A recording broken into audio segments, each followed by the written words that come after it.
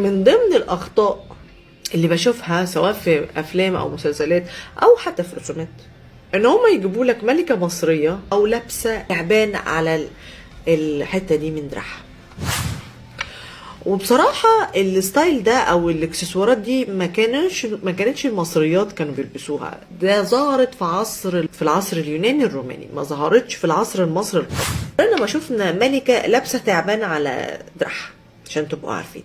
فبالتالي لما انا اشوف رسمة زي كده او اشوف في مسلسل احمص منظر زي كده ان هو بيتكلم عن اسره 18 وانا بتكلم عن اسره بعد الاسره ال 31، يعني بعد 31 ظهر لنا العصر اليوناني والروماني، فظهرت معاه الاكسسوارات دي فرق 1500 سنه واكتر ما بين ده وما بين ده، والاقي مثلا الملكه او الاميره لابسه الاكسسوار ده كانك بالظبط بتطلع واحد في ثوره سعد زغلول ماسك موبايل.